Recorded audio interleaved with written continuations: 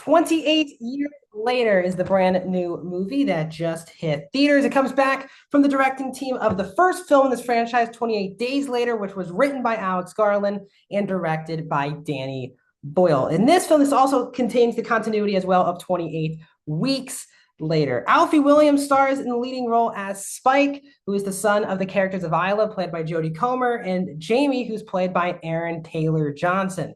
In this film, obviously, the infection is still going on in this world, but Isla, the character played by Comer, is sick, so her son is out to find a doctor to help figure out the situation. That doctor is played by Ray Fiennes. The film is an hour and 55 minutes and is rated R. Welcome back, everyone, to a brand new review here on Max Talks Movies. My name is Max Dinnenberg. I'm here talking 28 years later. So if you're new to the channel, guys, please hit that subscribe button and ring that bell so you're notified when my new videos drop here on the channel. I do movie, TV show reviews, out-of-theater reactions, box office breakdown shows, and movie franchise rankings, which I am doing this weekend. I'll be ranking the 28 trilogy here on this channel, so please stay tuned for that video. Comment down below. What are your thoughts on 28 years later? Did it live up to the hype? Did it not live up to the hype? Are you excited to see more films in this franchise? Let me know. I respond to all comments, so definitely please comment down below. But don't leave your ranking. I am doing a ranking video in the next couple of days. Also, guys, please hit that thumbs up button. So going in, I would say I was both nervous and excited for this movie. This is not a franchise that I should have grown up with this franchise, but recently I watched for the first time the first two films in the franchise to get myself ready for 28 years later.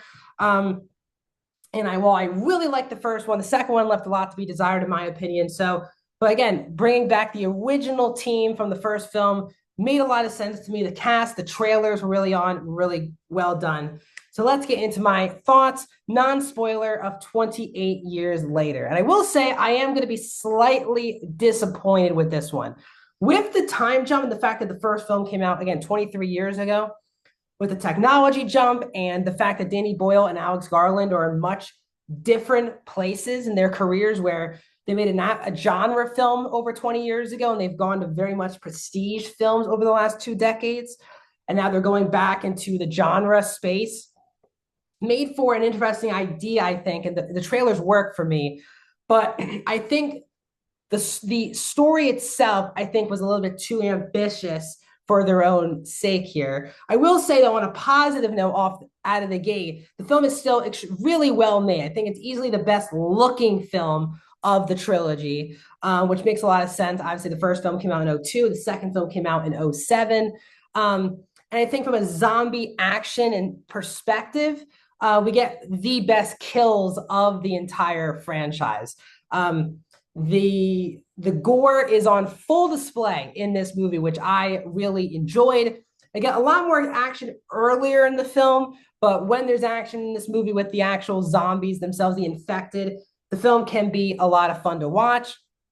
Just like the other two films, they build another really great ensemble here. Alfie Williams, though, is the unknown one as the lead character of Spike, and he's excellent here. I think he's also the best child performance of this trilogy. He's really good in this movie and clearly feels like the lead character here.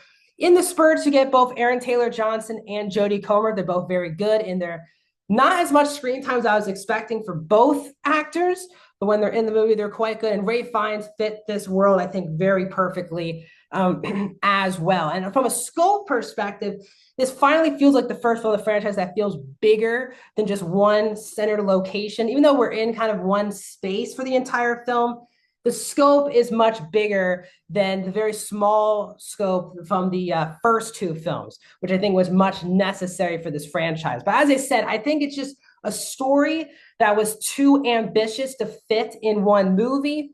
And you can tell Alex Garland agreed, because a lot of this movie also feels like setup for the film that's coming out in January instead of finishing this movie. Yes, this movie does feel like it has a beginning and a middle, but it doesn't feel like this story completely concludes with this movie.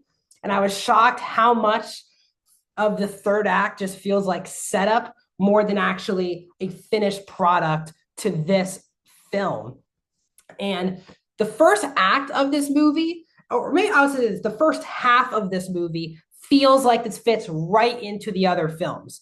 And yes, there's some surprises and thrills, but it feels like a film that fits this franchise. And the second half of this movie goes in a completely different direction, one that I was not expecting, both from a story and a tone perspective. And at times, it feels like you're watching a completely different movie. It feels like you're watching two movies at once. The first half feels like the zombie horror isolation film. And then the second film is a lot of dialogue, a lot of talking, a lot of metaphors for things, for life and death.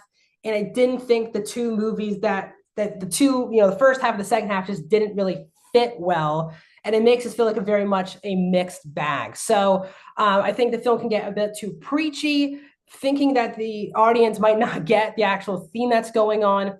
And it makes the second half of this film, for me, feel quite talky after a very action half first hour. So they left some meat on the bone for the next movie. I will say this is not a bad movie or anything like that. It's very well made, well acted. The zombie themselves look cool. The kills are awesome. There's can be fun to be had here and some scares and thrills along the way.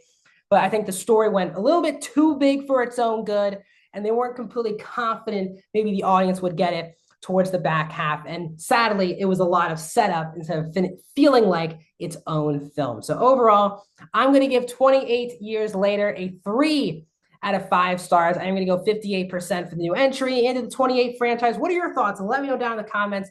Like the video, subscribe, and I'll see you guys soon.